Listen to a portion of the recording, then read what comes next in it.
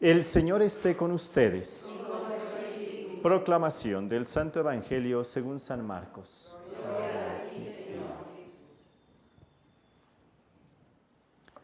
En aquel tiempo, uno de los escribas se acercó a Jesús y le preguntó: ¿cuál es el primero de todos los mandamientos? Jesús le respondió: el primero es: escucha, Israel, el Señor nuestro Dios es el único. Amarás al Señor tu Dios con todo tu corazón, con toda tu alma y con toda tu mente y con todas tus fuerzas. El segundo es este: amarás a tu prójimo como a ti mismo. No hay ningún mandamiento mayor que estos. El escriba replicó: muy bien, maestro, tienes razón cuando dices que el Señor es el único y que no hay otro fuera de Él, y amarlo con todo el corazón, con toda el alma, con todas las fuerzas, y amar al prójimo como a uno mismo, vale más que todos los holocaustos y sacrificios. Jesús, viendo que había hablado muy sensatamente, le dijo: no estás lejos del reino de Dios. Y ya nadie se atrevió a hacerle más preguntas. Palabra del Señor. Purificación en mis labios para que proclame tu palabra. Bien, pueden tomar asiento. Solamente una nota acerca del Evangelio, porque quería pasar a otro tema en esta homilía. Los 10 mandamientos que nosotros tenemos reflejan este mensaje de Jesús. El mandamiento más grande es: amarás a Dios sobre todas las cosas. Por eso los 3 primeros van dirigidos a Dios. Amarás al Señor con todo tu corazón. Segundo, no tomarás el nombre de Dios en vano. Tercero, santificarás las fiestas. Y a partir del 4 hacia el 10 se refieren hacia los demás. Honrar al padre y a tu madre, no matarás, no tener pensamientos, acciones impuras, no robar, no matar, etc. Hasta el 10 no desear las cosas ajenas. Estos se refieren precisamente al prójimo. Por eso Jesús hace el resumen de los 10 mandamientos: amar a Dios, los 3 primeros, y los otros 7 hacia los demás. Bueno, ya estamos a vísperas del Sagrado Corazón de Jesús. Ya mañana tenemos esta solemnidad. El tiempo se nos vino rapidísimo y ya estamos celebrando la solemnidad del misterio de Dios. Cuando uno va estudiando para el sacerdocio, antes de estudiar la Sagrada Teología, tenemos que estudiar filosofía, porque nos ayuda no solamente para entender el lenguaje de la teología, sino también porque el mundo de hoy lo que necesita es el saber pensar, el poder darnos cuenta y poder, como sacerdotes, como seminaristas, poder dialogar con este mundo que va cambiando rápidamente en pensamiento, en ideologías. Entonces la filosofía es muy necesaria. Cuando uno va estudiando, se encuentra necesariamente con la historia de aquellos pensadores que nos precedieron en la filosofía, en el pensamiento. Y uno de ellos, que realmente es muy bonito, muy difícil, un gran misterio, Aristóteles. Aristóteles no era judío, no conocía la Biblia, mucho menos era cristiano. Él nació muchos siglos antes que naciera Jesús, pero él, con la fuerza de la razón, siendo griego, él tenía como formación el venerar a los dioses griegos. No conocía la Sagrada Escritura. Y a un momento él se da cuenta que no, los dioses griegos, y de hecho ayuda, por ejemplo, a otros filósofos, al final son un mito.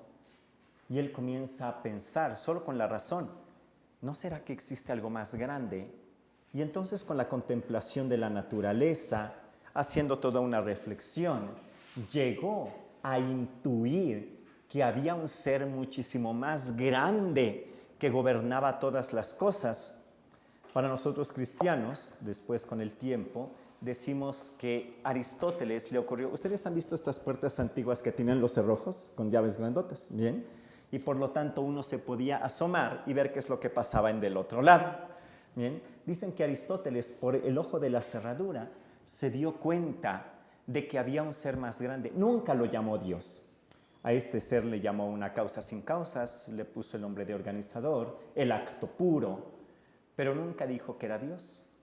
Cuando él entrevió y dijo: no, es impresionante la grandeza de ese ser que arregló todas las cosas. Aristóteles nunca dijo que Dios había creado.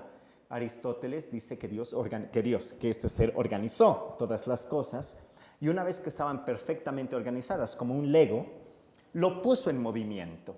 Y a partir de ese momento todo el mundo no solo comenzó a girar, sino que todas las cosas se fueron dando.